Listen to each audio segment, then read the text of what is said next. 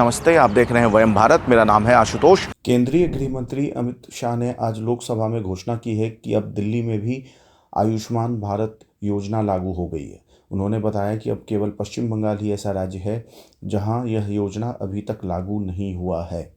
और मान्यवर, उसकी दवाई का कोई व्यवस्था नहीं था।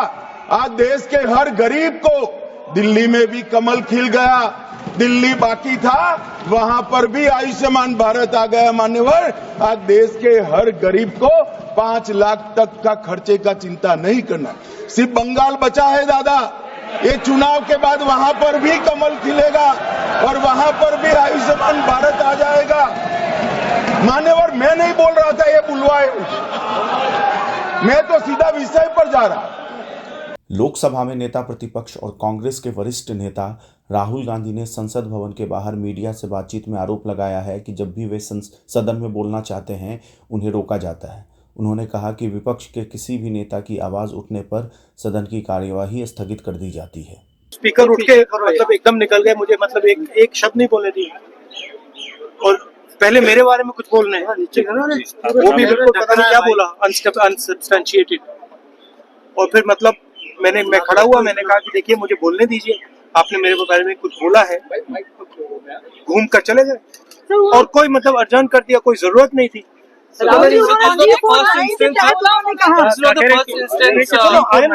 मुझे हाउस में जब भी मैं उठता हूँ, एक कन्वेंशन है, लीडर ऑफ ऑपोजिशन को बोलने दिया जाता है। भैया ये माइक मेरे मुंह में पीछे करो। लीडर ऑफ ऑपोजिशन को एक कन्वेंशन है कि बोलने दिया जाता है। जब भी मैं खड़ा होता हूँ मुझे बोलने नहीं दिया जाता, ठीक है। तो पता नहीं मतलब ये किस प्रकार से हाउस चल रहा है, जो हम कहना चाहते हैं हमें कहने नहीं देते। सर, पार्लियामेंट्री अफेयर्स मिनिस्टर के खिलाफ भी प्रिविलेज नोटिस लेकर आए, आपको लाना पड़ा है। स्पेशल आपके ऊपर कहा कि राहुल प्रतिपक्ष को मर्यादा में रहने की बात कही। मैंने कुछ नहीं किया है। तो उन्होंने ये कहा, मुझे बोलने दीजिए, मैंने कुछ नहीं किया है। मैं बिल्कुल शांति से बैठा था, मैंने एक शब्द नहीं बोला, ठीक है। और पिछले मतलब 7-8 दिन में मुझे बोलने नहीं दिया, मैंने कुछ नहीं बोला। आपको क्या मैं बोल रहा हूँ, मुझे इंटरप्ट मत कीजिए। तो ये एक नया तरीका है जहाँ डेमोक्रेसी में ऑपोजिशन की जगह होती है और सरकार की जगह होती है। यहाँ पे ऑपोजिशन की जगह है ही नहीं, यहाँ पे सिर्फ सरकार की जगह है। और हम उस दिन प्रधानमंत्री जी ने कुंभ मेला के बारे में बोला, मैं अपनी बात जोड़ना चाहता था। मैं कहना चाहता था हाँ बहुत अच्छा है कि कुंभ मेला हुआ, और मैं बेरोजगारी के बारे में भी कुछ कहना चाहता था, नहीं बोलने दिया। तो अब पता नहीं मतलब स्पीकर की क्या थिंकिंग है, क्या अप्रोच है, बट सच्चाई ये है कि हमें नहीं बोलने दिया। और हम हमारी पार्टी विपक्ष की मेन पार्टी है, मैं लीडर ऑफ ऑपोजिशन हूँ। तो ये बिल्कुल नॉन डेमोक्रेटिक स्टाइल से चलाया जा रहा है। उत्तर प्रदेश के आगरा में आज भारी हंगामा हुआ। करणी सेना ने सपा सांसद रामजीलाल सुमन के घर के बाहर जोरदार प्रदर्शन किया, जिसमें कई पुलिस वाले घायल हो गए। रामजीलाल सुमन ने राज्यसभा में बयान दिया था कि बाबर को भारत में इब्राहिम लोदी को हराने के लिए राणा सांगा ने लाया था, जिसके बाद से वे विवादों में घिर गए हैं।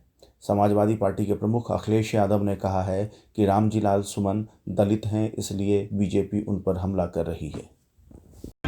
ये भारतीय जनता पार्टी ने जो संस्कृति शुरू की है कि पुरानी बातों को कहें, पुरानी बातों से कहीं ना कहीं अपने हिसाब से इतिहास को पढ़ें, इतिहास को बताएं। दुख है इस बात का कि जो भारतीय जनता पार्टी ने ये परंपरा शुरू की है कि इतिहास अपनी मानसिकता से, अपने पॉलिटिकल लाभ से पढ़ें। उसी में बहुत सारे लोग कह रहे हैं कि पुरानी इतिहास की किताबें जो उठाई हैं, मान लो गूगल आप कर लें, क्या क्या इतिहास लिखा हुआ है, यूट्यूब आप उठा लें, क्या क्या इतिहास लिखा है। ये तो सरकार की जिम्मेदारी बनती है, और ये सरकार तो वो है जो नाम बदलती है, इतिहास बदलती है। ये रामजीलाल सुमन जी पे इसलिए अटैक हुआ कि एक तो वो दलित हैं, और दलित होने की वजह से उन पर अटैक हुआ है। उत्तर प्रदेश के मुख्यमंत्री योगी आदित्यनाथ ने आगरा की जनसभा में घोषणा की है कि 1 अप्रैल के बाद बेटियों की शादी के लिए यूपी सरकार 1 लाख रुपए का अनुदान देगी। प्रदेश में 15 करोड़ लोग पिछले 5 वर्ष से फ्री में राशन की सुविधा का लाभ प्राप्त कर रहे हैं। 1 करोड़ 6 लाख से अधिक लोगों को 12,000 रुपए महीने सालाना हम वृद्धावस्था पेंशन, निराश्रित महिला पेंशन या दिव्यांगजन पेंशन का लाभ दे रहे हैं। 22 लाख बेटियों को मुख्यमंत्री कन्या सुमंगला योजना में 25,000 रुपए की पैकेज के साथ जोड़ करके उसके निःशुल्क शिक्षा की व्यवस्था की जा रही है। 4.25 लाख बेटियों की मुख्यमंत्री सामूहिक विवाह योजना में इन वर्षों में हमने शादी ब्याह का कार्यक्रम संपन्न किया है और यह भी तय किया है कि 1 अप्रैल के बाद जब अब बेटी की शादी होगी तो सरकार 1 लाख का अनुदान उसमें उपलब्ध करवाएगी। दिल्ली की पूर्व मुख्यमंत्री और दिल्ली विधानसभा में नेता प्रतिपक्ष एवं आम आदमी पार्टी की नेता आतिशी ने आरोप लगाया है कि बीजेपी शासित उत्तर प्रदेश में योगी सरकार by one get one free योजना के तहत शराब की 1 बोतल के साथ दूसरी मुफ्त में दे रही है। उन्होंने सवाल उठाया कि क्या बीजेपी सरकार लोगों को शराबी बनाना चाहती है और क्या इस योजना को केंद्रीय नेतृत्व की सहमति है। कुछ ठेकों पर एक के साथ 1 बोतल फ्री मिल रही है, आपने उसको जो मुद्दा बनाया, क्या कहना चाह रहे हैं? भारतीय जनता पार्टी शासित उत्तर प्रदेश में अलग अलग शहरों में, चाहे नोएडा हो, चाहे मेरठ हो, चाहे मुजफ्फरनगर हो, पूरी सोशल मीडिया पे वीडियोस वायरल हो रहे हैं कि शराब की दुकानों पर भीड़ लगी हुई है, मारामारी मची हुई है, स्टैम्पीड हो रहा है। क्यों?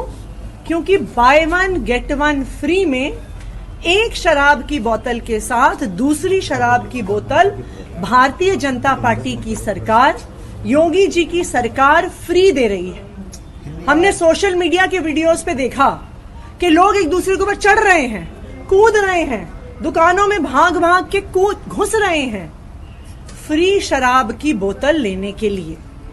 तो मैं भारतीय जनता पार्टी से ये पूछना चाहती हूं कि क्या भारतीय जनता पार्टी उत्तर प्रदेश के लोगों को, आसपास के राज्य के लोगों को शराबी बनाना चाहती है क्या?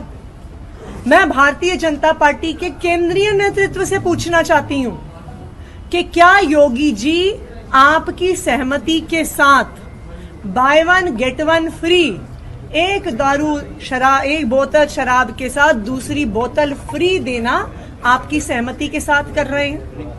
तीसरी बात, अगर सहमति के साथ नहीं कर रहे तो क्या भारतीय जनता पार्टी सड़क पर उतरेगी, उसका विरोध करेगी? और चौथी बात, भारतीय जनता पार्टी ने तो कहा था कि 1 बोतल के साथ 1 फ्री का मतलब है भ्रष्टाचार, उसका मतलब है कि कोई बहुत बड़ी धांधली हुई है। तो कब योगी जी के ऑफिस में सीबीआई की रेड पड़ेगी, ईडी की रेड पड़ेगी, ये हम भारतीय जनता पार्टी से जानना चाहते हैं। दिल्ली की मुख्यमंत्री रेखा गुप्ता ने शालीमार बाग क्षेत्र के हैदरपुर फ्लाईओवर पर लावारिस गायों को देखकर तुरंत अपने काफिले को रोका और उन्हें गौशाला पहुंचाने का निर्देश दिया।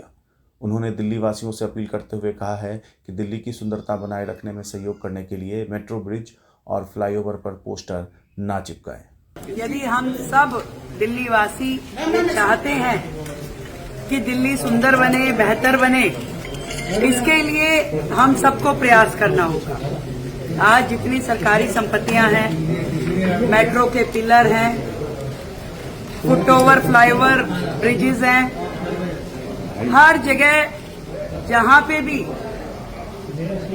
पोस्टर, होर्डिंग, वॉल राइटिंग इत्यादि की जाती है, इसमें सभी लोग शामिल हैं। मैं दिल्ली की जनता से ये अपील करना चाहती हूँ कि हम सबको मिलके दिल्ली को बेहतर बनाने की दिशा में इस वर्ष नववर्ष संवत हम सबके बीच में है। अपने आप से एक प्रण करें कि दिल्ली को बदसूरत करने में मेरा स्वयं का योगदान नहीं होगा। शुरुआत हम सब अपने अपने से करें और दिल्ली आगे बढ़ती जाएगी और बेहतर और सुंदर होती जाएगी। मैंने निवेदन किया था विशेष रूप से कि मेट्रो के पिलर्स पे जहां जहां असंख्य पोस्टर लगे हुए हैं, उससे बदसूरत दिखता है शहर, इसको हमें कम करना होगा, खत्म करना होगा। इसमें आप सबका सहयोग चाहिए, पूरी दिल्ली का सहयोग चाहिए, सब मिलकर। उड़ीसा विधानसभा के बाहर आज भारी हंगामा देखने को मिला जब कांग्रेस विधायकों को अंदर जाने से रोकने के लिए सुरक्षाकर्मी ने गेट पर ताला लगा दिया तो कांग्रेस विधायकों ने गेट पर पहुंचकर ताला तोड़ दिया और विरोध प्रदर्शन किया। हरियाणा के मुख्यमंत्री नायब सिंह सैनी ने पहलवान विनेश फोगाट को ओलंपिक रजत पदक विजेता के सम्मान देने की घोषणा की है। उन्होंने 4 करोड़ का नगद पुरस्कार, ग्रुप ए स्तर की सरकारी नौकरी और HSV प्लॉट देने का प्रस्ताव रखा है। हालांकि विनेश वर्तमान में विधायक है, वे सरकारी नौकरी नहीं कर सकती, इसलिए बाकी 2 विकल्पों में ही उनको चयन करना होगा। एक मैं कहना चाहूंगा कि हमारे एक और विषय इसके अंदर आया है, क्योंकि विनेश फोगाट ने फ्लोर हाउस बात कही थी, क्योंकि जब इस प्रकार की सिचुएशन थी हमारे देश के सामने, क्योंकि हमारी हरियाणा की बेटी है, खिलाड़ी थी वो, क्योंकि वहां पर सारा पैरामीटर से चलते हैं, वो भी उनको मालूम था। फिर भी क्योंकि इस प्रकार की सिचुएशन बनी थी तो मैंने भी ट्वीट किया था और मैंने ट्वीट करके कहा था कि विनेश हमारी हरियाणा की शान है, हमारी बेटी है और हम उसके सम्मान को कम नहीं होने देंगे, क्योंकि हमारा फर्ज था। और आज उन्होंने अभी पिछले दिनों फ्लोर ऑफ द हाउस उस बात को उठाया था। आज कैबिनेट के अंदर हमने उसके ऊपर चर्चा की है और क्योंकि उसके अंदर जो रजत पदक विजेता हमारी जो खेल नीति है उसके अनुसार 3 तरह के हम लाभ उसको देते हैं। एक तो नगद पुरस्कार देते हैं, दूसरा ग्रुप ए में OSP की नौकरी देते हैं, तीसरा HSVP की हम उसको लाभ देते हैं। हमने ये निर्णय कैबिनेट में किया है कि क्योंकि विनेश फोगाट अब विधायक हैं तो उनके ऊपर छोड़ा है। हमने कहा है कि उनसे जानकारी जरूर लें कि वो इनमें से तीनों में से क्या क्या लेना चाहते हैं, उसके ऊपर विचार करके बताएं, क्योंकि विनेश हमारी शान है, हमारी बेटी है। क्योंकि वो पॉलिसी से बाहर था, परंतु उसको हम दे नहीं सकते, क्योंकि स्पेशल केस के अंदर उसको कंसीडर किया, स्पेशल केस में, क्योंकि उस समय सिचुएशन हमारे सामने बड़ी भयानक खड़ी हुई थी और उस सिचुएशन को हमने कंट्रोल करने के लिए मुझे भी, क्योंकि मन के अंदर इस प्रकार की पीड़ा थी कि मैंने ट्वीट किया था और वो ट्वीट किया था कि हम बेटी के सम्मान को कम नहीं होने देंगे, क्योंकि अगर वहाँ के जो नियम हैं, जो वहाँ का उनका प्रोसीजर है, उस प्रोसीजर के तहत वो बाहर हुई थी। उसके अंदर कोई वो मालूम है विनेश को भी, परंतु क्योंकि जब इस प्रकार की सिचुएशन बनी थी तो मेरे मन के अंदर भी आया कि हम अपनी बेटी के सम्मान को कम नहीं होने देंगे, क्योंकि वो विदेश की धरती पर थी। तो हमने कहा था कि हम उसके सम्मान को बरकरार रखेंगे। सुप्रीम कोर्ट ने इलाहाबाद हाई कोर्ट के उस फैसले पर रोक लगा दी है जिसमें कहा गया था कि नाबालिग लड़की के साथ अश्लील हरकतें करना दुष्कर्म या दुष्कर्म के प्रयास के समान नहीं है। सुप्रीम कोर्ट ने कहा है कि हाईकोर्ट के आदेश में की गई कुछ टिप्पणियां पूरी तरह असंवेदनशील और अमानवीय नजरिया दिखाती है।